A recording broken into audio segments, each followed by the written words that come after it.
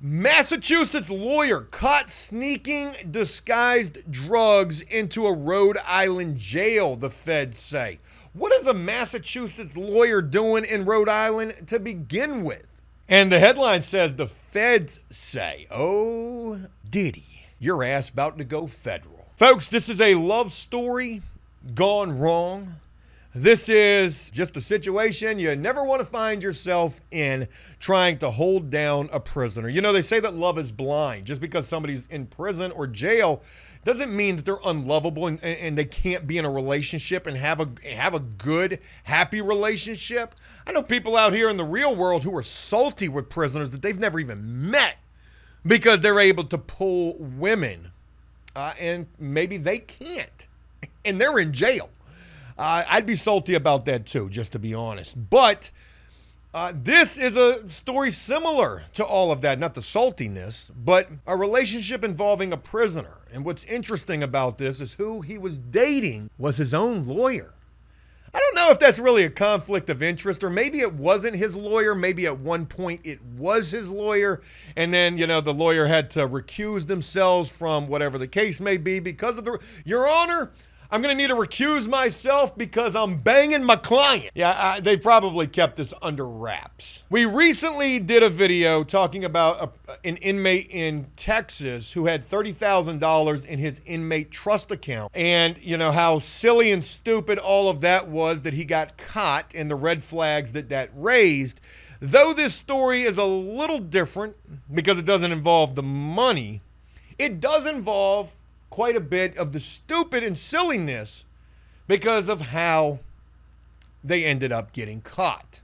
Again, the headline, a Massachusetts lawyer caught sneaking disguised drugs into Rhode Island jail. Obviously, it seems all the rage these days, aside from the prison pearls and dudes sticking domino pieces in their penises, is also the K2. And for those of you who don't know what the K2 is, it's referred to as a synthetic marijuana spray that is sprayed on paper. That paper is then cured or dried and then smuggled into a facility, mailed into a facility, brought into a facility, suitcased into a facility. However it comes in, it's brought in and then cut up into little strips, and then prisoners are smoking this. Back when I was serving time, back in 2015, right before I was getting ready to get released, Spice started making I guess it was K2. You know, it was some kind of a synthetic salvia, or what the heck? How am I bleeding? Some kind of a synthetic marijuana. I think it was salvia, sativa, like whatever that stuff is called. And that stuff had dudes wigging out in the prison. I'll never forget this guy at Indian Creek, this level 2 therapeutic community prison that I was at, getting up, a young guy too. His name was Ziegler. Kind of reminded me of like zigzag rolling papers for whatever reason. I'll never forget Ziegler standing up in front of the entire group and basically having like this confessional moment. He was like, hey, look, you know, I'm ready to change my ways, tighten up, fly right, do right. That's what I'm getting ready to do. And the round of applause, you know, everybody, yay, Ziegler, zigzag. And then the next thing you know, you hear the code getting called out over the radio. Mountain Dew code red, code red, code red. Mountain Dew code red. You hear the call coming over the radio, and you hear the keys coming and the feet stomping and the guards running, and you got no idea what's going on. And then the next thing you know, Ziegler is getting hogtied and carried out by all fours off the rec yard and, you know, to the hole. And I wasn't out there, so I didn't know what happened, but it don't take long for a story to spread. You know, I found out that this guy smoked him some of that sprayed paper, whatever it was, K2, sativa, spice, synthetic marijuana, like whatever this stuff was. We had it in 2015 in the prison as well, and dudes were wigging out. Ziegler was the first victim that I saw from this. I guess the dude had smoked this and started quacking like a duck aggressively in a guard's face. The guard was like, yo, get up out of my face with all of that. Still quacking like a quack, quack, quack, quack, quack. How do you quack aggressively? How is that like fight word? Quack, quack, quack, quack. Ziegler smoked that spice or whatever that shit was and started quacking like a duck. This dude did the transform. He turned into Robo-Duck up in the prison. But yo, Ziegler starts quacking aggressively like a duck in this guard's face, and the next thing you know, man, I don't know who swung first. Maybe Ziegler was hitting the duck arms too. Maybe he tried to swing one of them bows. Quack, quack, quack, whee! And the next thing you know, it was bung, bung, bing, bong, bong, bong, bing, bong, bong, bong, bing, Mountain Dew, code red, keys are jingling, jinga, jinga, jinga. And then Ziegler was getting hogtied and taken up out of there just a mere 30 minutes ago. He was in the group talking about straightening up and flying right. How symbolic was all of that? Fly right. To go out on the rec yard, smoke that spice, and turn into an aggressive duck or seagull. Oh shit, man. Hey man, Ziegler turned into Broke Wing in real life out there. So yeah, man, that shit ain't no good, but it is all the rave. For whatever reason, gosh almighty, it may, you know, the videos that I see on the internet now of people doing this and they look like zombies and they're freaking out, wigging out, all that. Like, I would never want to experience anything like that. Never, especially in prison.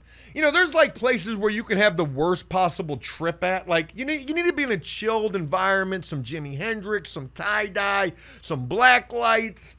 Man, you're in prison. So it goes without saying, you know, having a bad trip, I think that's about the only type of a trip that you could have in a place like that. Anyways, I got so off topic. Let's get back to this story right here. So a lawyer brought the spice or the K2 up into the prison and got caught. Actually, it was a jail.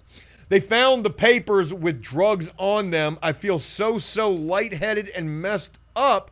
Attorney Theresa DiJoseph allegedly texted the inmate she'd been scheduled to meet at Wyatt Detention Facility. Okay, I'm confused reading all of that. Shorty texted the inmate. Attorney Theresa DiJoseph is the lawyer who was having a relationship with the prisoner, and she was trying to bring the pack in to him. She got caught doing so. What's the next thing that she does? She texts this dude. Now, I don't know if he's got the cell phone in there, but if he does, he probably ain't got that shit no more. Definitely got tore off with that. Or if she hit him on the kiosk and the tablet. You know, she sent this dude a text message. Because what do you do when you get caught and you're a lawyer? You got caught doing what? Smuggling drugs into a prison? That's a federal charge, it's seeming like. They said the feds say. So, what's the first thing you do? You create a paper trail. Hey, yo, hey. Come on out, hey, they got me. Reminds me of another story. There's no more drugs in the car to my knowledge, officer. I got in a high-speed chase one time. I got away, that's the short of it. When I was about to jump out of the vehicle to get on the foot pursuit, not knowing if I would get away, but pretty confident that I would. I made a phone call to some friends at a party and I said, hey, look, I'm going to be at this location. Please come and get me. I'm in a high-speed chase right now. I had no idea if that SOS call would be answered or not, if these people would actually come or not, but they did. And I would find out about this secondhand as well. Allegedly, when these friends of mine came to try to rescue me from this location, they ran into a roadblock. That's right. The police had set up a roadblock for lowly old Joe.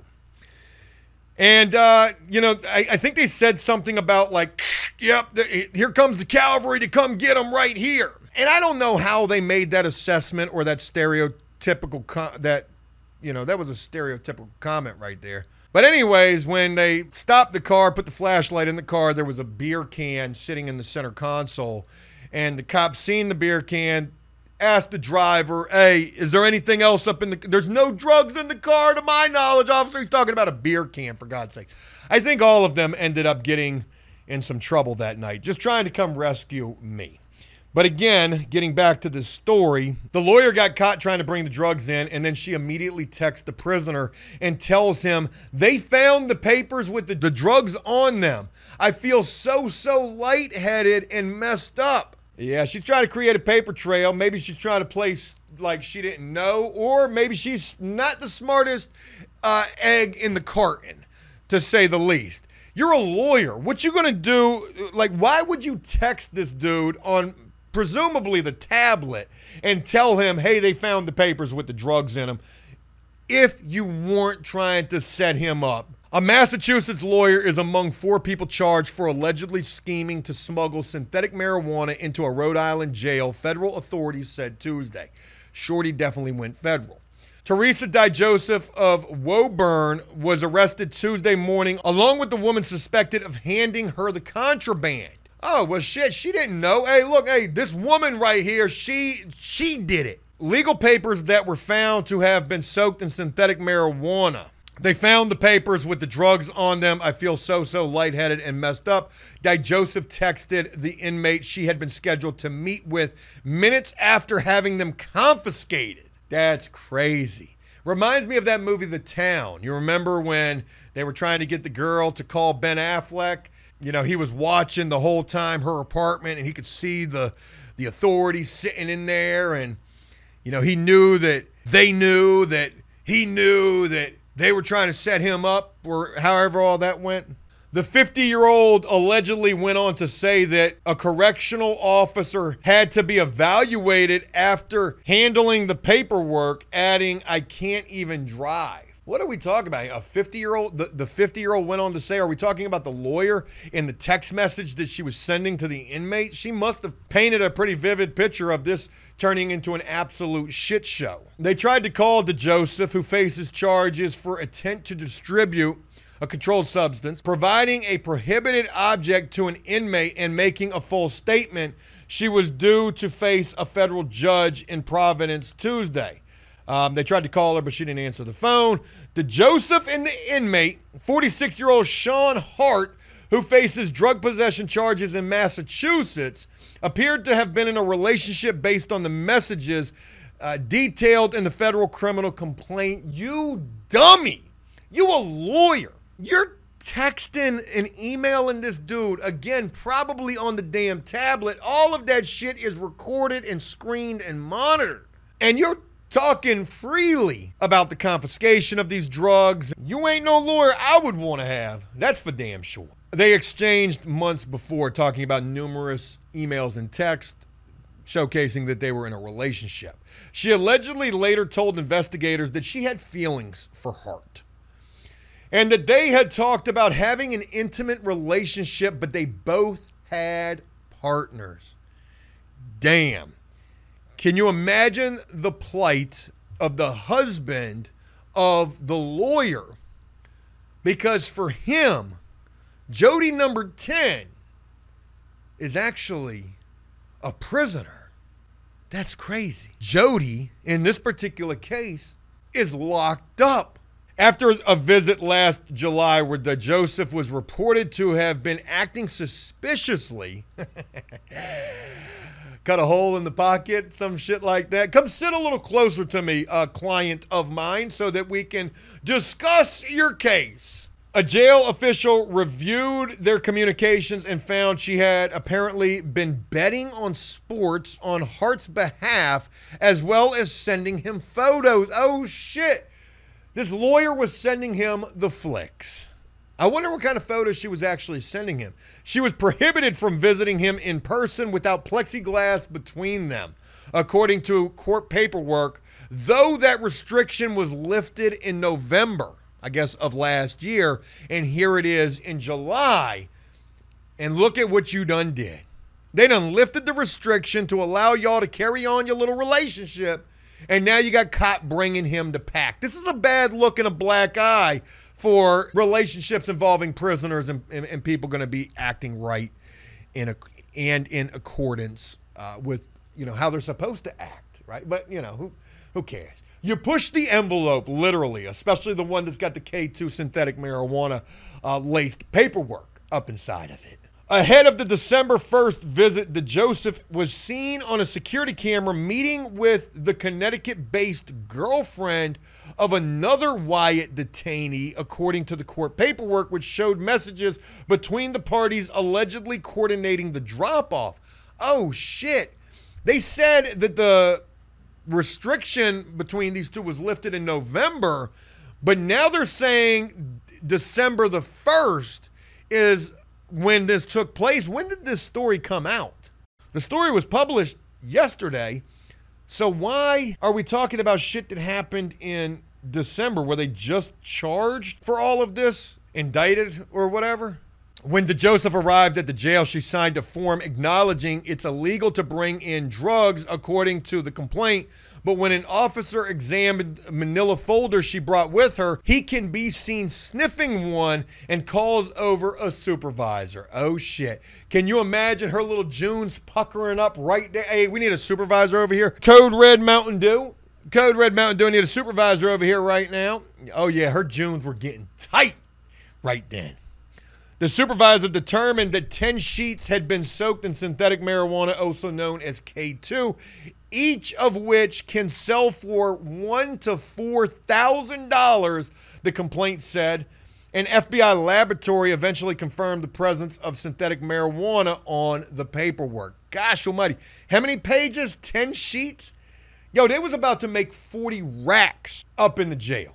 You know, I said at first this wasn't going to involve the money like the guy with $30,000 in his commissary account, but shit, this is going to involve more because he only got caught with 30 racks. These folks had $40,000 worth of drugs that they were trying to smuggle into the jail. I'd say you're hit. I'd say you're hit. Asked about the papers, DiJoseph allegedly said she had picked up the sheets from her printer and just brought them here. And after being told she wouldn't be allowed to continue the visit, and while the correctional officer who touched the papers was getting medical attention, she said, okay, I understand, but how long does it last? This feeling, when does it go away? I can't drive like this. Oh, so she was trying to act like she was high too. DiJoseph allegedly went on to message Hart about the papers minutes later. Maybe she was still sitting in custody while she's messaging this dude. Do it. Message him now. Let him know. Let him know. Hey, let him know that the gig is up. She messaged him minutes later, then again several days later. When Hart messaged her on December 4th to ask about the paperwork, she replied, according to the criminal complaint, honestly, honey, I didn't see them or knew that I touched them. I have no clue how many pages there were, maybe 4. That's my best guess. When he held the pages up, they were a different color. My letterhead I used is a different color too. I've got no explanation. I should have seen that, but correctional officer's reaction to it, how did I handle it without the same reaction? Here's where it gets interesting though. In an interview about the meeting, DiJoseph allegedly changed her story several times, eventually saying that Hart had provided her with the contact information that she believed Hart would pay her back in some way when he eventually got out of jail. Yeah. So, you know, eventually she rolled over on him, as she should have. You know, she wasn't about to take the rap for this. Without question, she's going to lose her law license, her law degree. She'll be barred from the bar. And yeah, man, she risked it all for the biscuit all of some prisoner. And just like in the story in Texas involving $30K in the commissary account and the family members helping to make that happen, just like in that particular case, lives are ruined because of a prisoner with some get-rich-quick scheme that doesn't pan out and ends up getting caught. Sad to say and sad to see what love can cause. I don't want to make any jokes about this woman. You know, she probably had really deep feelings for this guy, and who knows if he had genuine feelings for her. Maybe this was their honeymoon fund. You know, forget a GoFundMe. Let's smuggle into K2, make 40 bands, and we ain't got to worry about nothing. She done pissed away her law career. She done pissed away, you know, her life without being a convicted felon. She's about to be a federal convicted felon at that. Probably going to end up doing some time for this. He is undoubtedly going to end up with more time because of this. And that's where we're going to go ahead and wrap this up at. A love story with such a horrible ending. Folks, I want to know what you guys think about this. And I hope that this was a video that y'all enjoyed. If it was, please leave a like and a comment letting me know exactly what you thought about this video. And as always, until next time, enjoy life, the free world, never take a moment for granted, and make the most of every day. Peace!